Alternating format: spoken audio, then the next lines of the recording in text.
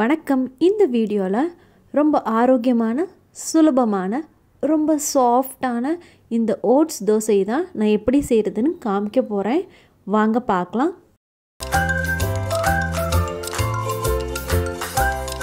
இந்த தோசை செய்கிறதுக்கு முதல்ல பெரிய வெங்காயம் 1, ஒரு தக்காளி, கொத்தமல்லி, 2 பச்சை மிளகாய் இது ரெடியாக கட் பண்ணி எல்லாம் எடுத்து வச்சுக்கோங்க. அடுத்து நான் 1 கப்பு ஓட்ஸ் எடுத்திருக்கேன். இதை மிக்சியில் நல்லா நைஸாக அரைச்சிக்கோங்க. இப்போ இந்த ஓட்ஸை நல்லா நைஸாக அரைச்சி எடுத்து வச்சாச்சு. இப்போ இதை ஒரு பாத்திரத்தில் மாற்றிக்கலாம். இப்போ அடுத்து இதோட நம்ம கடலை மாவு 1/2 கப் அளவுக்கு எடுத்திருக்கேன். இந்த தோசைக்கு தேவையான அளவு உப்பு சேர்த்துக்கோங்க. 1/4 டீஸ்பூன் மஞ்சத்தூள் சேர்த்துக்கோங்க. இதிலேயே நம்ம 1/4 டீஸ்பூன் அளவுக்கு ஓமம் சேர்த்துக்கோங்க. இப்போ இது எல்லாத்தையும் சேர்த்து நல்லா மிக்ஸ் பண்ணிக்கணும். இப்போ அதுக்கு தேவையான அளவு தண்ணி ஊற்றிக்கோங்க. கொஞ்சம் கொஞ்சமாக தண்ணி ஊற்றி மிக்ஸ் பண்ணிக்கோங்க. ரொம்ப தண்ணி பதமாகவும் இருக்கக்கூடாது. அதனால் கொஞ்சமாக தண்ணி ஊற்றி நல்லா மிக்ஸ் பண்ணிக்கலாம் ஃபஸ்ட்டு. இப்போ நம்ம இது நல்லா ஈவனாக மிக்ஸ் பண்ணதுக்கப்புறம் இதில் நம்ம நறுக்கி எடுத்து வச்சுருக்க பெரிய வெங்காயம், இதோட நம்ம நறுக்கி எடுத்து வச்சுருக்க தக்காளி, அடுத்து பச்சை மிளகா, கொத்தமல்லி அதையும் சேர்த்துக்கோங்க.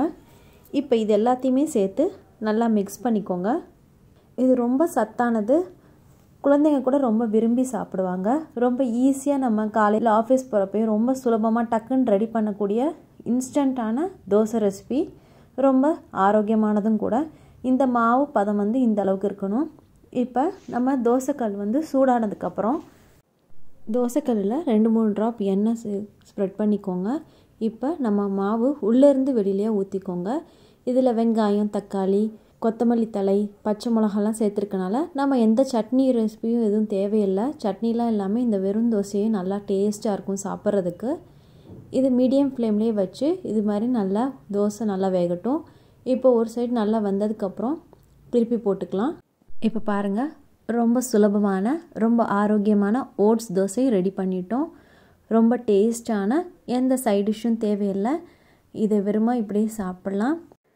ரொம்ப சாஃப்டான இந்த ஓட்ஸ் தோசையை ட்ரை பண்ணி பார்த்துட்டு பிடிச்சிருந்தால் லைக் பண்ணுங்கள், ஃப்ரெண்ட்ஸ்க்கு ஷேர் பண்ணுங்கள். இது முடியும் நம்ம சேனலை சப்ஸ்கிரைப் பண்ணாதவங்களாக இருந்தால் மறக்காமல் சப்ஸ்கிரைப் பண்ணுங்கள். நம்ம சேனலில் இருக்க ரொம்ப ஹெல்த்தியான தோசை ரெசிபீஸோட லிங்க்கை நான் டிஸ்கிரிப்ஷன் பாக்ஸில் ஷேர் பண்ணுறேன். அதையும் ட்ரை பண்ணி பார்த்துட்டு உங்கள் கமெண்ட்ஸை போஸ்ட் பண்ணுங்கள். மறக்காமல் பெல் பட்டனை கிளிக் பண்ணுங்கள். அப்போ தான் நம்ம ஃப்யூச்சர் வீடியோஸையும் நீங்கள் பார்க்கலாம். வீடியோ பார்த்ததுக்கு ரொம்ப நன்றி.